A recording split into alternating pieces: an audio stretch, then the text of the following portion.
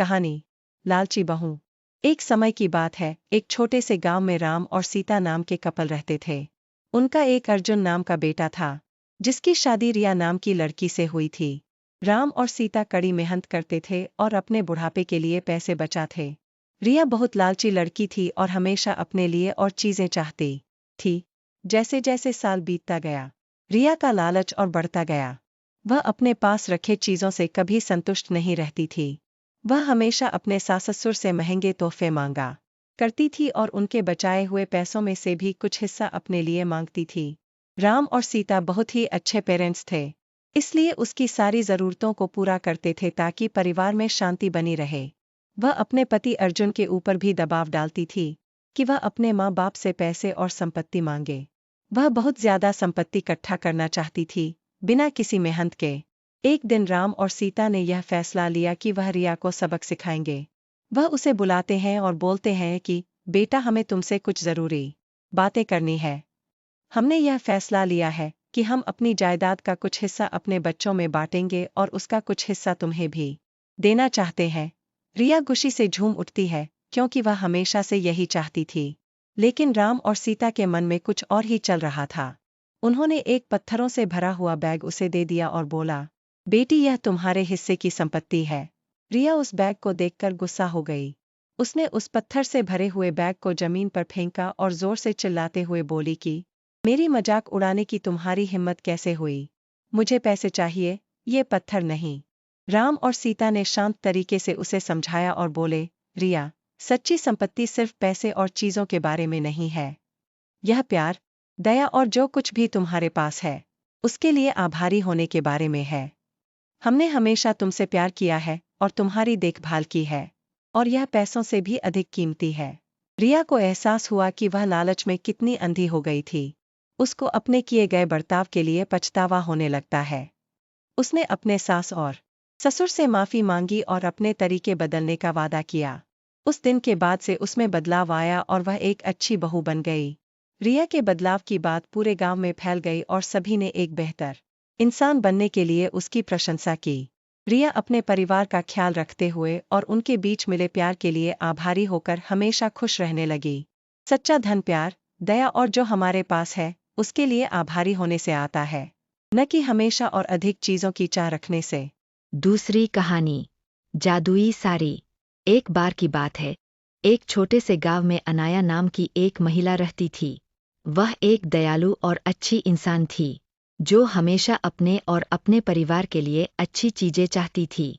अनाया के पास एक प्यारा पति और एक खूबसूरत बेटी थी, लेकिन उसकी सास, शांता, उसके प्रति बहुत अच्छी नहीं थी। शांता अक्सर घटिया बातें कहती थी और अनाया को दुखी करती थी। एक दिन, जब अनाया बाजार में घूम रही थी, तो उसे एक विशेष दुकान मिली। दुकानदार एक बूढ़ा और बुद्धिमान व्यक्ति था। अनाया ने उससे कहा कि वह खुश रहना चाहती है और चाहती है कि उसके साथ अच्छी चीजें हों, भले ही उसकी सास निर्दयी थी। दुकानदार मुस्कुराया और उसे एक अनोखी साड़ी दिखाई। उन्होंने कहा कि यह जादुई साड़ी है और यह उसके जीवन में सौभाग्य और खुशियां लाएगा। अनाया ने जादुई साड़ी खरीदने का फैसला किया और तुरंत उसे पहन लिया। जब अनाया ने जादुई साड़ी पहनना शुरू किया तो चमत्कार हो गया। उसकी सास अनाया के साथ बुरा बर्ताव करने की बजाय उसके साथ प्यार और सम्मान से पेश आने लगी। अनाया बहुत खुश थी क्योंकि उसकी सास उसकी सबसे बड़ी समर्थक और सबसे अच्छी दोस्त बन गई थी। गांव के लोग इस बदलाव को देखकर आश्चर्यचकित रह गए। जादुई साड़ी की वजह से अनाया के परिवार में खुशियां आने लगीं।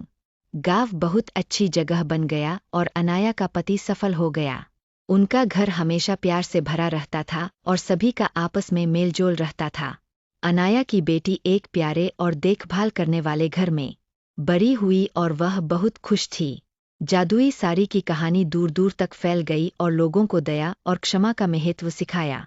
अनाया बहादुरी का प्रतीक बन गई और उसने सभी को दिखाया कि दयालु होने से बड़ा बदलाव आ सकता है, चाहे चीजें कितनी भी कठिन क्यों न लगे।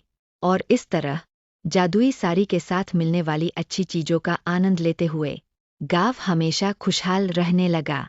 साड़ी ने न केवल अनाया की जिंदगी बदली, बल्कि एक महत्वपूर्ण सबक भी सिखाया कि प्यार और क्षमा मुश्किल समय में भी खुशी और चमत्कार ला सकती है। दूसरों के प्रति दयालु होने से हम उनके और हमारे जीवन में भी खुशियां ला सकते हैं।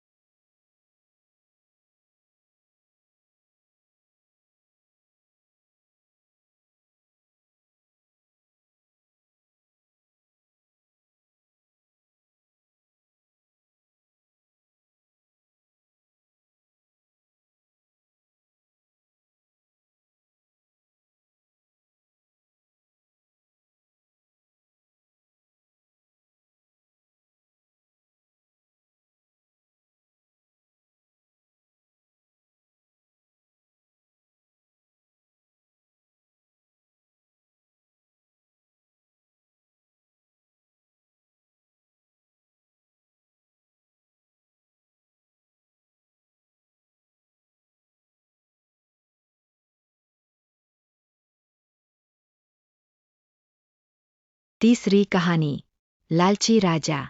एक समय की बात है, एक बड़े से महल में एक राजा रहता था। वह बहुत लालची था। उसके पास बहुत सारे पैसे होने के बावजूद वह उससे संतुष्ट नहीं था। एक दिन एक बूढ़ा आदमी राजा के महल में आता है। वह राजा को एक अनोखा हीरा दिखाता है और कहता है कि इस हीरे से तुम जो कुछ भी मांगोगे वह तुम्हें मिल जाएगा। लेकिन उसने राजा को चेतावनी दी कि हर इच्छा की एक कीमत होगी। राजा बहुत खुश हो जाता है और हीरे को अपने पास रख लेता है। वह अपनी पहली इच्छा मांगता है कि उसे ढेर सारे सोने के सिक्के मिल जाए। अचानक से उसका कमरा सोने के सिक्कों से भर जाता है।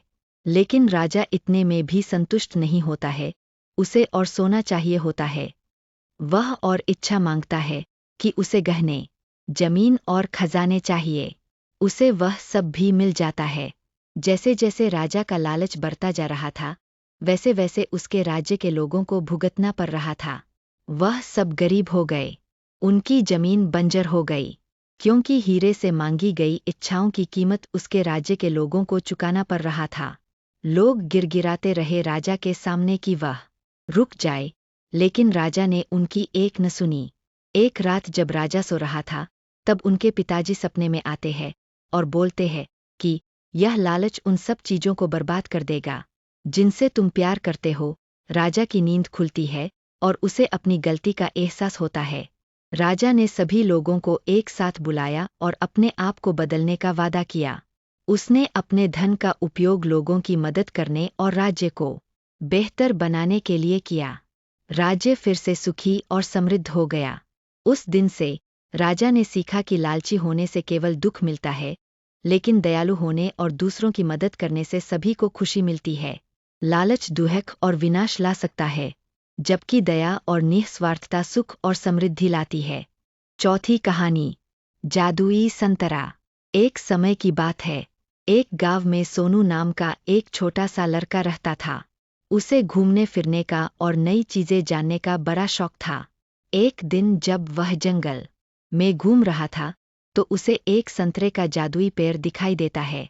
वह पेड़ बाकी पेड़ों से बिल्कुल अलग दिख रहा था।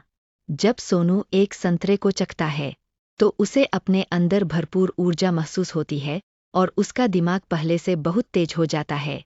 सोनू उस जादुई संतरे का इस्तेमाल अपने खुद के फायदे के लिए करने लगा। उसे हर चीज पहले ही पता चल जाता और हर कठिन से कठिन प्रश्नों को हल कर लेता था। दूर दूर से लोग उसकी इस प्रतिभा को देखने आते थे।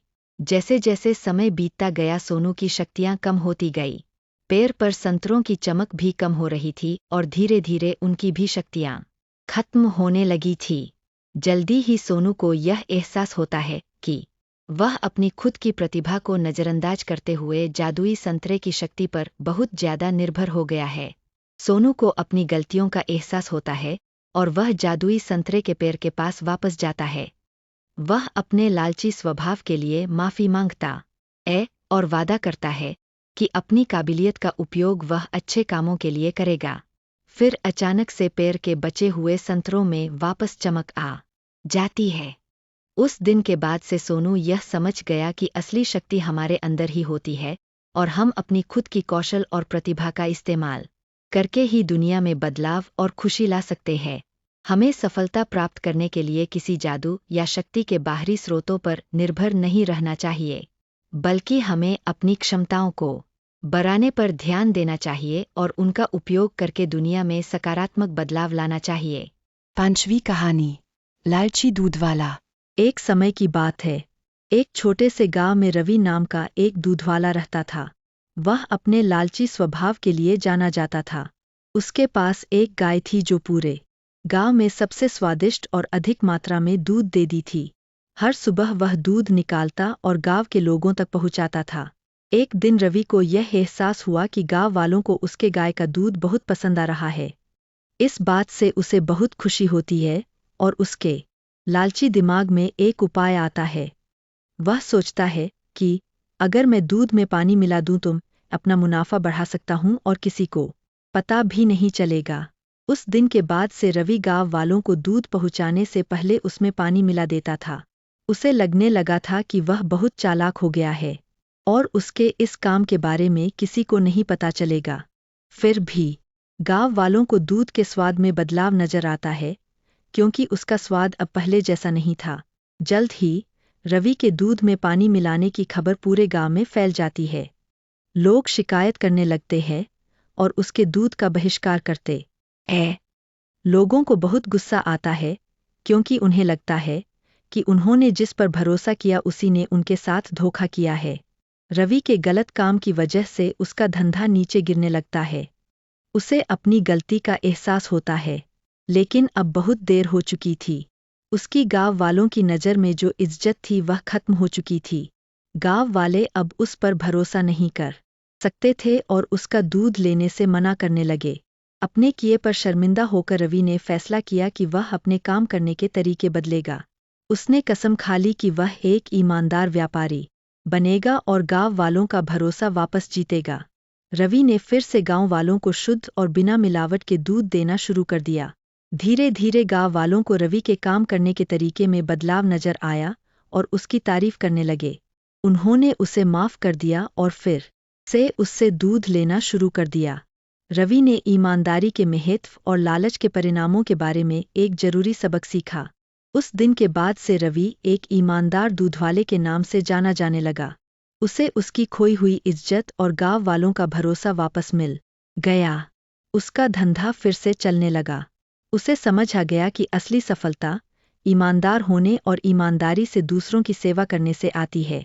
लालच से अस्थायी लाभ हो सकता है, लेकिन यह अंततः भरोसे को खत्म कर देता है।